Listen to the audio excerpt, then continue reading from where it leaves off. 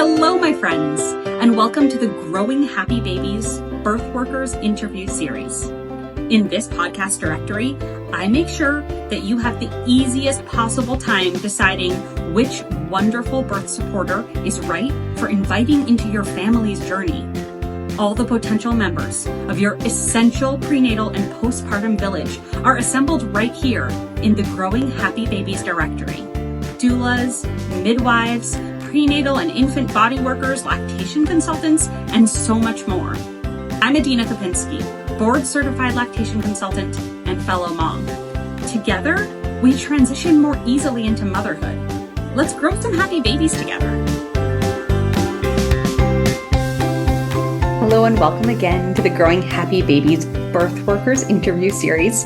Today we're going to take a little bit of a break from our usual interview series where I speak with other birth workers, and instead I'm going to interview myself and tell you a little bit about what I do in my lactation practice. So hello everyone, thank you for coming today. I am Adina Kopinsky. I'm an international board certified lactation consultant. And before I was an IBCLC, as it's known, I was a alleged leader for 8 years, which means I offered volunteer-based mother-to-mother breastfeeding support, answered phone calls on the hotline, led in-person support groups, and all around spent many hours of my life supporting mothers, feeding their babies any way that was right for their family, because I believe that the basis of feeding is love, and we can give love anyway, in any way that our babies need, with any kind of milk, and as perfectly physiologically tailored breast milk is for the human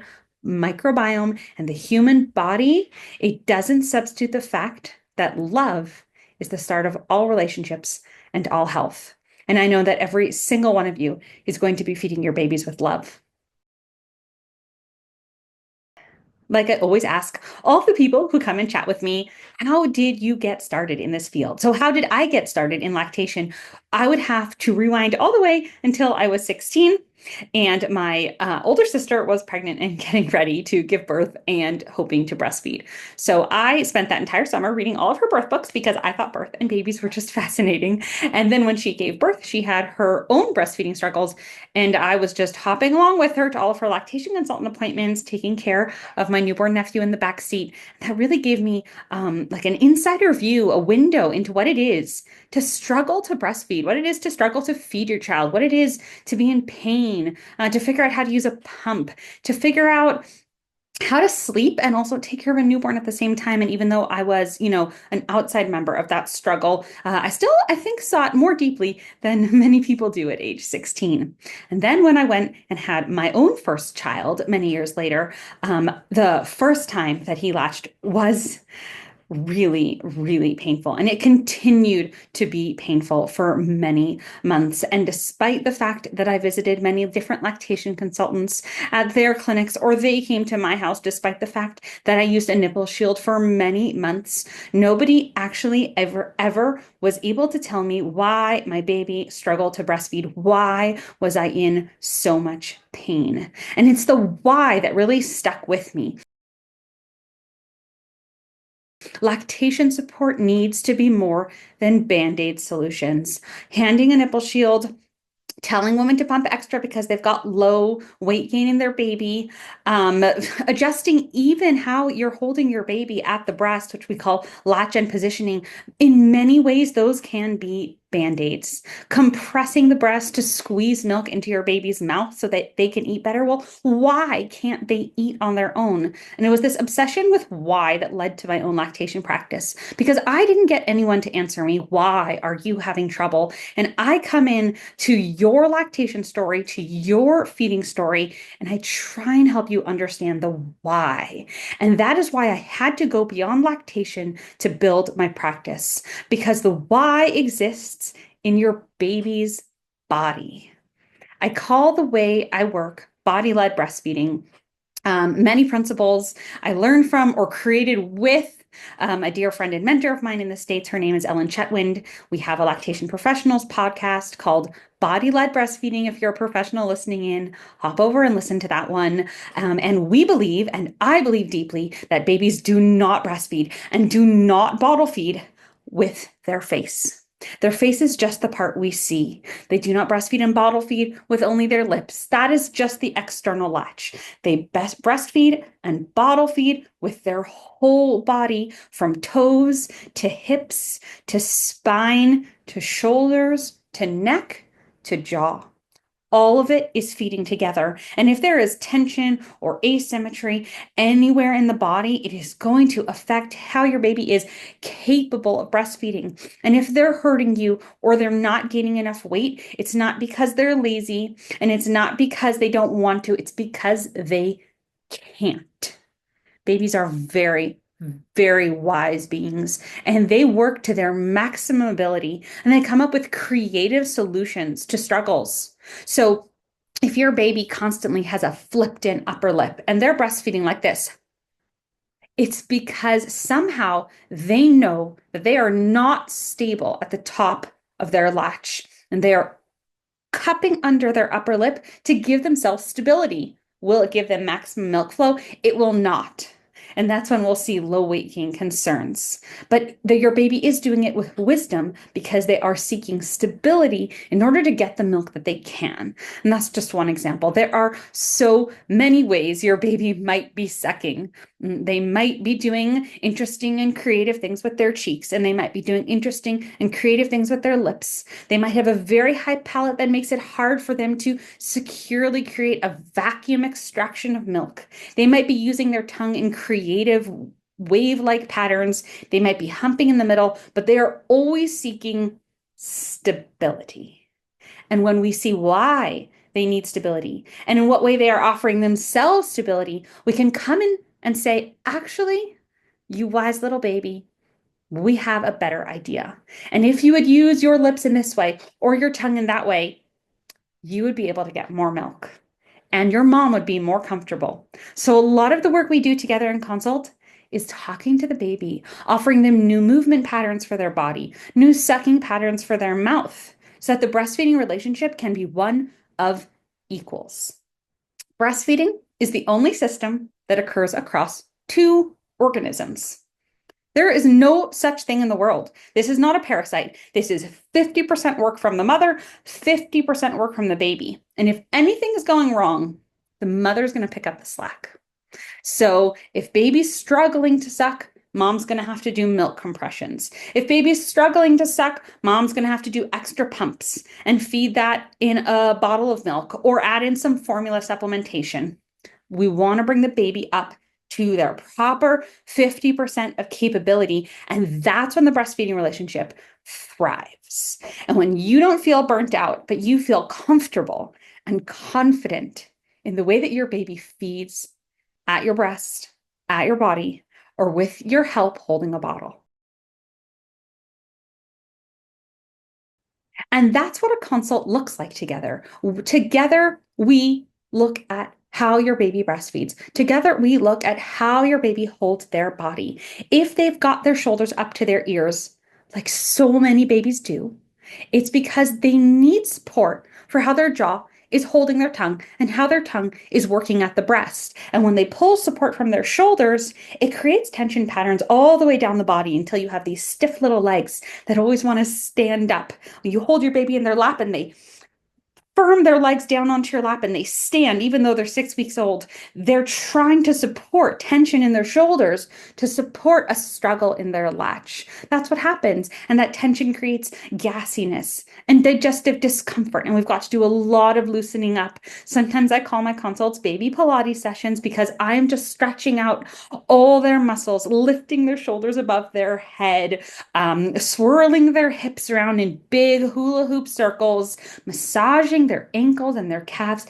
Anything we can do to down-regulate the tone of the muscular system so babies can sit comfortably is going to help them suck better. So I want you to think right now about 3 things you could do to help your baby breastfeed or bottle feed better, and we can practice them together. The first little trick I have for you is called tongue support. Some clinicians will call this jaw support or chin support. I like tongue support because that's exactly what we're doing. If you take your finger and you place it right behind this bony tip of your chin, you're going to feel a soft muscle. That is actually the bottom of your tongue. So if your baby's breastfeeding or bottle feeding and you're holding them, you can put your finger right here in this lateral line, and you can literally help them elevate their tongue into a stable cupping of a breast or bottle nipple so that they can feed more effectively. You can try that right now if you've already got your baby in your arms. And if you haven't got your baby yet, because you're still waiting for them to be born, here's another trick, and we can do it together. So breasts are not muscles. They're glandular organs. And that means that they're very gentle, very sensitive, easily bruised, easily harmed. So the first thing we want to think about when we think about breast health is touch your breasts with softness, as if you were petting a cat, as if you were stroking your baby's cheek. So anytime we touch our breasts, we touch them gently. And that's true even when your milk comes in after birth and you feel firm and engorged and you think you have to knead through your breast to help it soften up. No, that can cause bruising. Gentle strokes are the way that you help your breast feel better. But even more than that, let's think about movement, because we know that movement helps all of our body feel better and work better. So anytime you can think about how to move your breasts, do it. Raise your arms up and your breasts follow. Shrug your shoulders up and down. Your breasts follow. Wear not such a firm bra, especially if you're at home and in the early days of breastfeeding. Maybe don't wear a bra at all.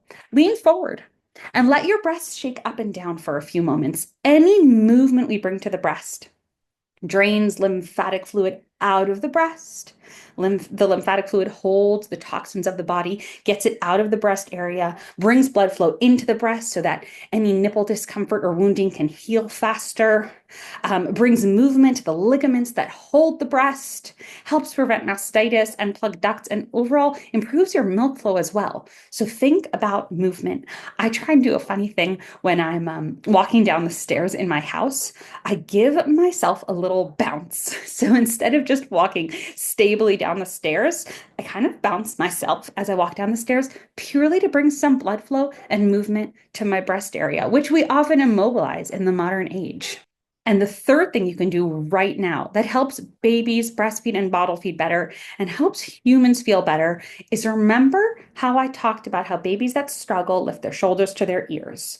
Well, when we look at our phones or our computers all the time, or we sit or we slouch all the time, we tend to have some crunched shoulders as well. So first step is breathe them down.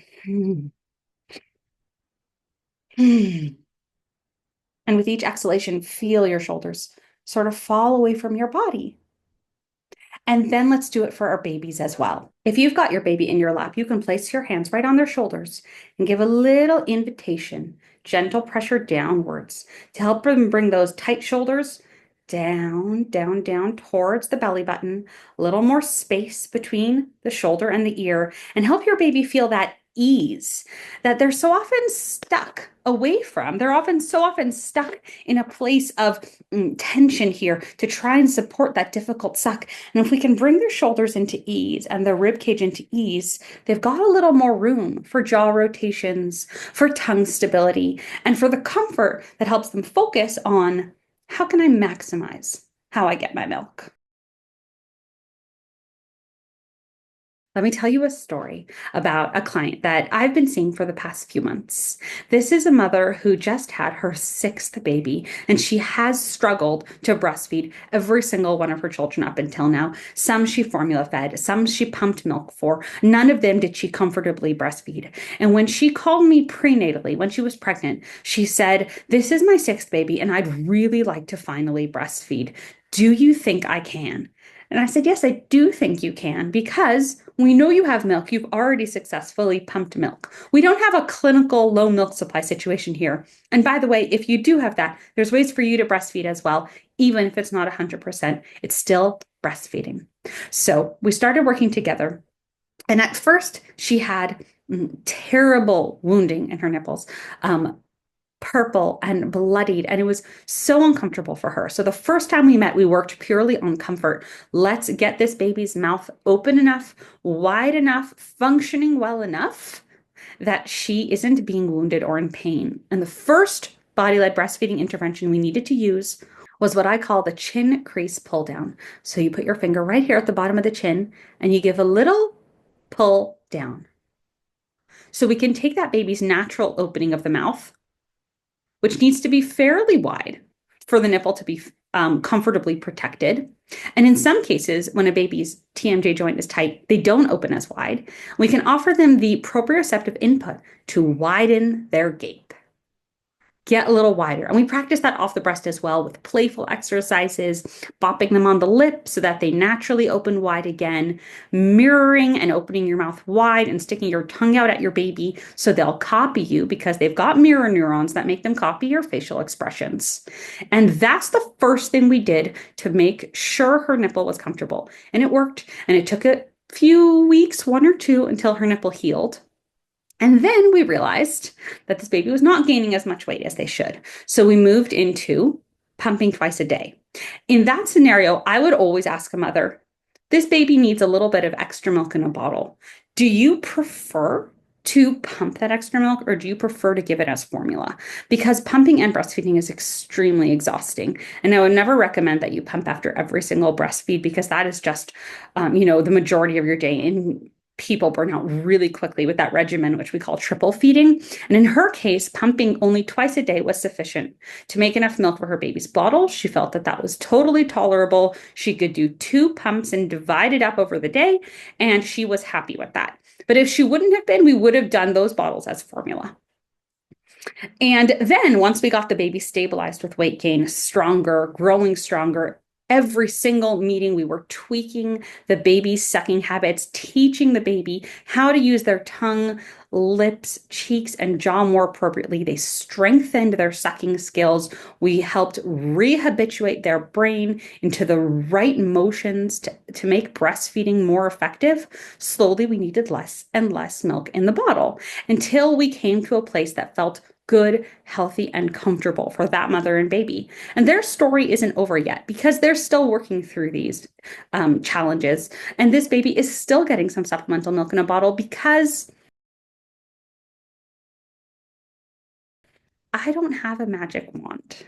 I have a deep knowledge of infant anatomy and sucking skills, and we can always improve how your baby breast or bottle feeds. But the end of the story isn't always I breastfeed my baby 100%. But the end of the story, a good, successful end to your story is always I feel confident and good about how I feed my baby. And whatever way that is, when you feel confident and good about it, when you trust yourself as a mother, that's a successful story. That's your successful feeding story. And that's what matters most. Another family that I saw was of a baby who was exclusively feeding from a bottle. Actually formula, but it doesn't really matter because we're talking here about suck mechanics, not what milk is inside of the bottle. And he dribbled a lot from the corners of his lips, which automatically tells us that he had trouble sealing those corners. There was a little bit of looseness in those muscles. And he also had a lot of spit up and a lot of digestive discomfort. So the first thing we did was we implemented something called side-lying bottle feeding, where you elevate the baby with their head kind of up on a pillow and you put them on their side, right, facing against your belly, and you feed them the bottle like this with your hands supporting the bottle right here with your baby lying against you. So their back is fully supported. They feel so stable so they can focus on their suck. Their head and trunk is elevated in case they're struggling with any kind of reflux or regurgitation coming back up the esophagus. All the contents of the milk can stay more easily in the stomach. And it gives us that hand to support the baby in any way, like we talked about. Perhaps it's tongue support to help the tongue remain more stable. Perhaps it's a little bit of cheek support to help seal up the corners of the lips that are loose and leaking milk. And all of those supports are not meant to be permanent supports. There are babies who need them permanently. They are a small minority. Most babies, we actually just need to repattern their brains and their expectations of what movements they need to make in order to effectively feed. So if we support a baby's chin for 3 days consistently in a row while they feed from breast or bottle, they might be able to pick that up on their own. We remove our hand, and now they've got a habit of elevating their tongue more effectively. 3 myths about breastfeeding that I wish would go away forever. Number 1, breastfeeding is natural. True. However, Breastfeeding being natural doesn't make it easy, simple, or intuitive. Breastfeeding is a learned skill. If you watched a toddler first learn how to walk, you would see them struggle to stand at first, take one step and fall down, take two steps and fall down, and continuously just get up and try again and get up and try again. And they might get hurt along the way and they might get bumps and bruises, but they would keep trying. Well, walking is natural, but that didn't make it easy or simple for a toddler. Breastfeeding is natural, but that doesn't make it easy, simple, or intuitive, especially in a world where most people haven't seen other women breastfeed before. You didn't necessarily grow up watching women all around you breastfeed their babies. You might have seen it once or twice. You might never have seen it at all. And that makes it completely foreign and new. And of course, you're going to need guidance along the way to figure out this entirely new and yet natural skill. Myth number 2, if your baby's gaining weight, everything is fine. This is the pediatrician myth.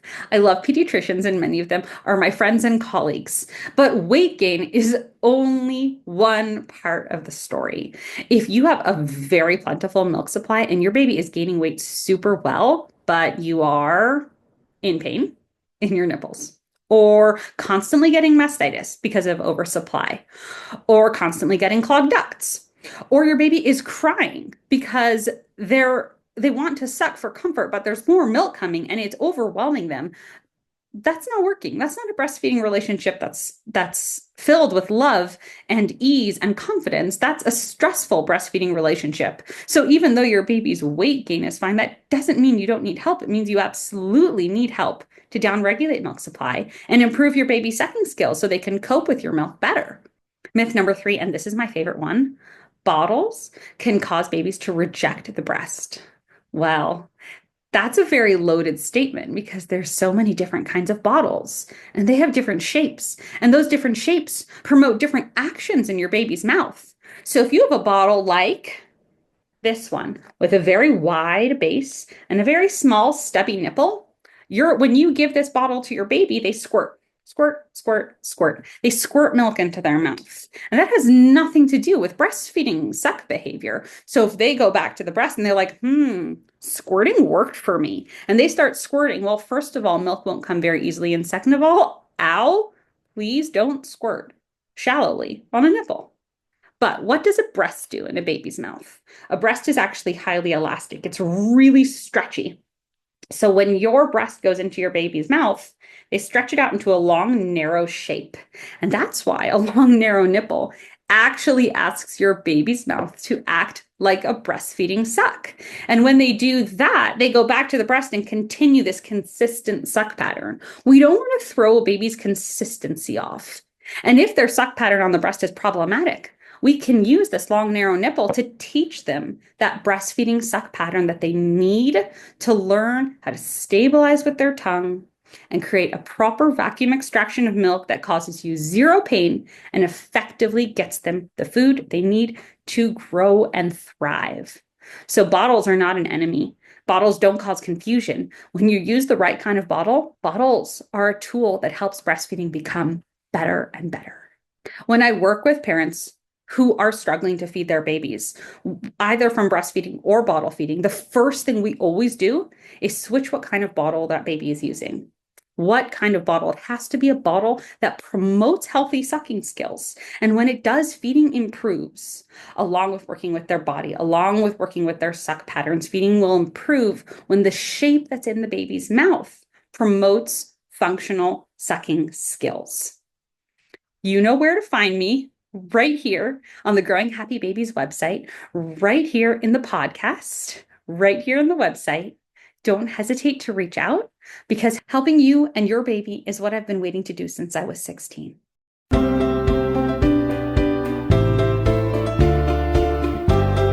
Friends, check out the full directory for every interview we've done up until now, housed at my website, growinghappybabies.com. But before you go, I've got one question.